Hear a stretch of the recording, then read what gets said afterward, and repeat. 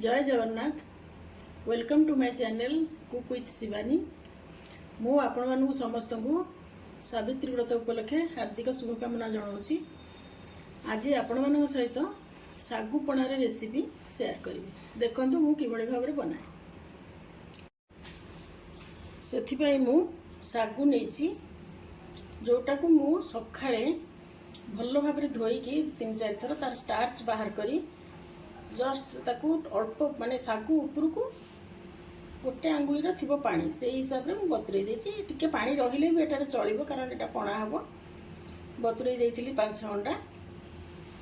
दही नहीं नड़िया नहीं नड़िया कोरा चीनी आ छेना नहीं मुझे 2 जन बनैबी तेणु यही बाउल छोट बाउल गोटे बाउल मुझे आमर सागु 2 बड़ चामच दही 2 चामच नड़िया 6 चामच चीनी 2 चामच छेना किसी ड्राई फ्रूट्स नहीं काजू कटा काजू नहीं कटा आलमंड नहीं किसमिस नहीं गुजराती आउ गोलमरीचर गुंड नहीं 2 चामच मिल्क पाउडर नहीं।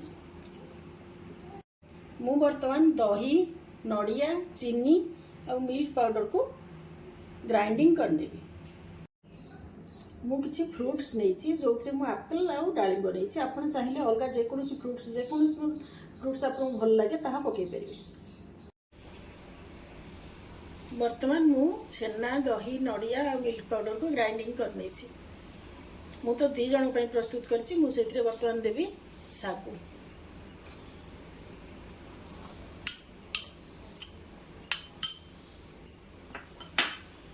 आउ किछि कोरा नड़िया देवी किछि ग्राइंडिंग करथिली अल्प कोरा नड़िया देली गोलमरीच गुजराती गुंड देदेली ड्राई फ्रूट्स किछि दे दूची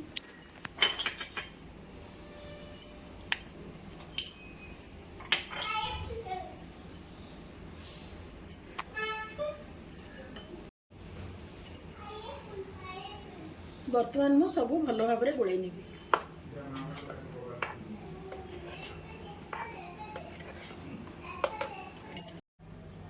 बर्तमान मु फ्रूट्स भी किछि पकई दोची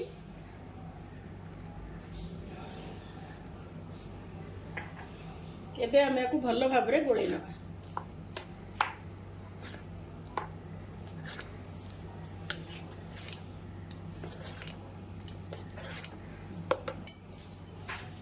देखो बर्तमान मु ग्लास रे पणा सागु पणा दे दीची ताकू टिके सजई दोची आमे टिके नड़िया दे दबा ड्राई फ्रूट्स टिके दे दबा ऊपर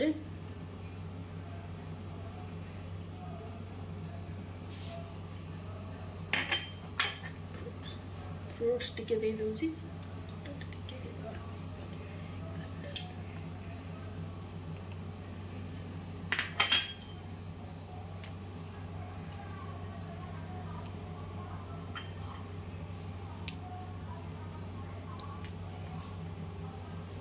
देखु बर्तमान आमर प्रस्तुत हो गला सागु पड़ा यही भाव में आप प्रस्तुत करी देखु किपर लगुच मत कमेंट करी जनइबे। प्लीज आपण मैंने मो चैनल को लाइक शेयर सब्सक्राइब कर दिंतु एवं पाखे थिबा बेल बटन को प्रेस कर दिंतु जो थी कि मो लेटेस्ट वीडियो आपण पाखे पहुँच पार।